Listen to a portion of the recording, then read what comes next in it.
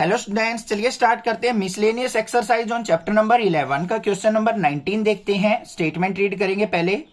Find the vector equation of the line passing through 1 2 3 and parallel to the plane this and this. हमें क्या करनी है, एक vector equation निकालनी है किसी लाइन की जो इस पॉइंट से पास होती हो और इन दोनों प्लेन्स के पैरेलल हो। तो किस तरीके से फाइंड आउट करेंगे, चलिए देखते हैं। ध्यान से समझना, इसमें थोड़े से पॉइंट कंसेप्ट के ज्यादा हैं। इंट्रोडक्शन वीडियो जरूर देखिए, देन क्वेश्चंस करोगे, आपको कुछ ना कुछ ज्यादा समझ में आएगा। सबसे पहले देखो, वेक्टर इक्वेशन क्या करेंगे, हम यहां पे एज्यूम कर लेते हैं। लेट रिक्वायर्ड इक्वेशन बी से रिप्रेजेंट कर लेते हैं उसको। b1i प्लस में b2j प्लस में b3k। ये मान लो हमारे रिक्वायर्ड इक्वेशन है जो हमने बनानी है। बनेगी कैसे, b1 b2 b3 की वैल्यू मिलने के बाद।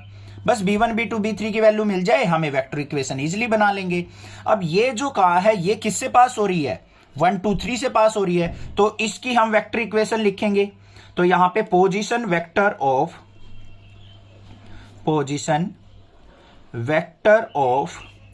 1 2 3 क्या हो जाएगा बच्चों, 1i plus 2j plus 3k, और इसको हम a से रिप्रेजेंट कर लेते हैं।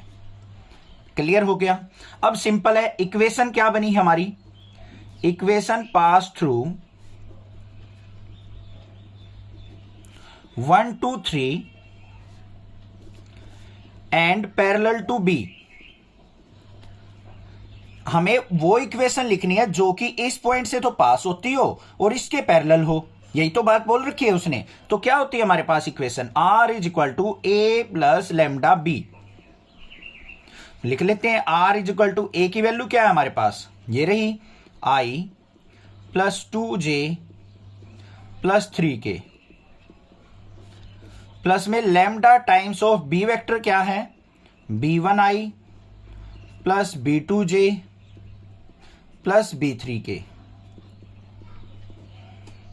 ठीक है, बस यहां पे हमें b1 b2 b3 की वैल्यू लिखनी है, हमारे पास रिक्वायर्ड इक्वेशन बन जाएगी। अब ये मेन बात आती है, b1 b2 b3 की वैल्यू हम निकाले कैसे, यही तो काम है बस एक मेन। ये अगर मुझे पता लग जाए b1 b2 b3 तो मैं इजीली लिख सकता हूं अपनी इक्वेशन। इसके लिए आपको दो लाइन समझनी है, ध्यान से सुनो क्या है।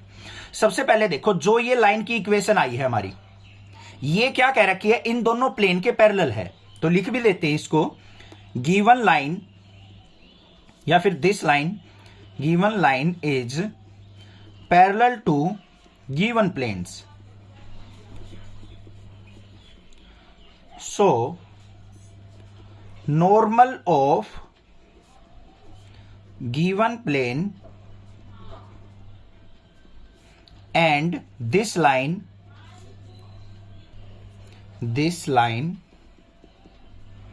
Are perpendicular. ध्यान से सुनो क्या बात लिखी है मैंने, यही चीज समझनी है मेन।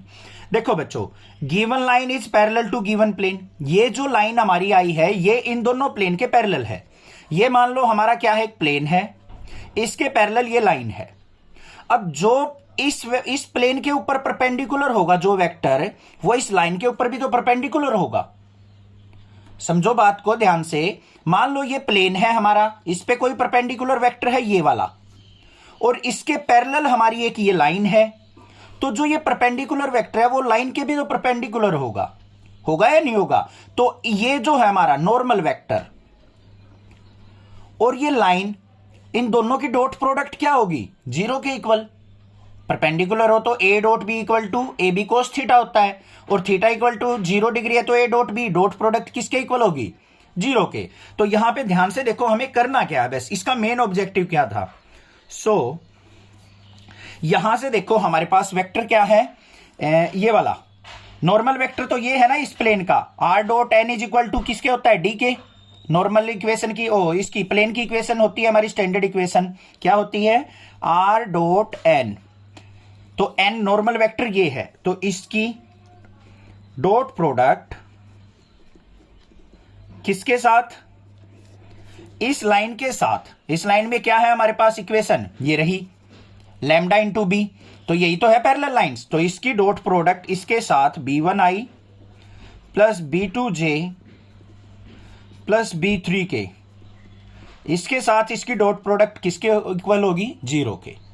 होगी या नहीं होगी? दोबारा बताता हूं, ध्यान से सुनो, माइंड को एक बार फ्रेश करो बिल्कुल। ये हमारे पास एक प्लेन था, इस प्लेन के पैरेलल एक लाइन है, कोई भी एक वेक्टर है जो कि इस प्लेन के परपेंडिकुलर है, ये बना दिया हमने, ये परपेंडिकुलर है। तो बच्चों ये जो पैरेलल लाइंस थी इसके भी तो परपेंडिकुलर होगा, होगा या नहीं होगा? जो ये पैरेलल लाइन है इसका वेक्टर क्या है? B1I B2J प्लस B3K, ये स्टार्टिंग में मानी थी हमने। तो इसकी और इस वेक्टर की नॉर्मल, नॉर्मल ये है, इन दोनों की डॉट प्रोडक्ट किसके इक्वल होगी? 0 के। इससे ही हमारी B1 B2 B3 की वैल्यू निकलेगी। तो यहां पे देखो डॉट प्रोडक्ट करो, यहां पे 1 है, B के साथ मल्टीप्लाई B माइनस B2, यहां पे B1 माइनस B2 प्लस में 2B3 इज इक्वल टू किसके आ जाएगा? 0 के। एक इक्वेशन मिल गई मुझे, ये इक्वेशन नंबर फर्स्ट मान ली। ठीक है, कोई दिक्कत की बात नहीं है, समझ में आ गई। अब ये जो है ये दूसरे वाला प्लेन है, इसके अंदर नॉर्मल वेक्टर क्या है? ये इसकी और इसकी डॉट प्रोडक्ट क्या होगी? ये भी 0 होगी। तो यहां पे क्या लिखेंगे? With other plane dot product किसकी? 3I plus J plus K, इसकी डॉट प्रोडक्ट किसके साथ? B1I plus B2J plus B3K, इसके साथ भी इसकी डॉट प्रोडक्ट क्या होगी? 0। ये मान लिया कोई अनदर प्लेन था जो ये दे रखा है, इसकी और इसके भी परपेंडिकुलर होगा ये, इनके भी डॉट प्रोडक्ट 0 करो। तो यहां पे क्या आ गया? 3B1 प्लस में B2 प्लस में B3 is equal to 0। Equation number 2। दो इक्वेशन आ गई, इन दोनों को सोल्व आउट करके हम B1 B2 B3 की वैल्यू निकाल लेंगे। देखते हैं कैसे निकलेगी। B1 B2 B3 को सोल्व करने के लिए क्या करो? B1 B2 B3, B1 के फर्स्ट इक्वेशन से कंपोनेंट 1 -1 और 2, यहां से सेकंड से क्या करेंगे? 3 1 1, तो यहां पे पुट कर लेंगे 3 1 और 1। इसको सोल्व आउट कर लो, जैसे डिटरमिनेंट को सोल्व करते हैं ना वैसे सोल्व आउट करना है इसको। तो क्या आ जाएगा यहां पे? B1 डिवाइडेड बाय B1 को हाइड करो, -1 की 1 से मल्टीप्लाई कितनी हो जाएगी? -1 और minus of 2 equal to B2 divided by B2 को हाइड किया, 2 की 3 से मल्टीप्लाई, 2 3 जा 6 -1 is equal to B3 divided by B3 को हाइड किया, 1 1 जा 1 और माइनस ऑफ 3 1 जा -3। तो क्या आ गया यहाँ पे? B1 divided by -3 equal to B2 by 5 is equal to B3 by 4। ये आ गया या नहीं आ गया? तो यहां से B1 की वैल्यू क्या हो जाएगी हमारी? इज इक्वल टू क्या करेंगे? K कांस्टेंट मान लो या 1 मान लो। तो B1 इज इक्वल टू क्या हो गया? -3, B2 इज इक्वल टू क्या हो गया? 5 और B3 इज इक्वल टू क्या हो गया? 4। B1 B2 B3 की वैल्यू मिल गई मुझे, बस उठा के क्या करना है? इसके अंदर पुट कर देना है। ठीक है, तो यहां पे क्या करेंगे? Put value of B1 B2 and B3, इसके अंदर पुट करो तो हमारे पास क्या आ जाएगा? ये R is equal to I plus 2J plus 3K plus में लैम्डा इंटू B1I है तो मतलब माइनस का 3I, B2 क्या है? 5J प्लस में 5J प्लस में B3 की वैल्यू क्या है? 4, तो प्लस में 4K। ये इक्वेशन आ गई हमारी। हैंस प्रूव्ड तो नहीं करनी थी, निकालनी थी हमें। तो ये हो गया हमारा आंसर। समझ में आ गया? क्लियर है? कोई भी दिक्कत किसी प्रकार की लगे तो आप मुझसे पूछ सकते हो, अदरवाइज एक बार वीडियो दोबारा देख लेना, थोड़ा बहुत डाउट अगर हो तो कहीं वो भी क्लियर हो जाएगा। चैनल को सब्सक्राइब करना, लाइक करना और शेयर करना। Thank you students for watching your channel. Next classes.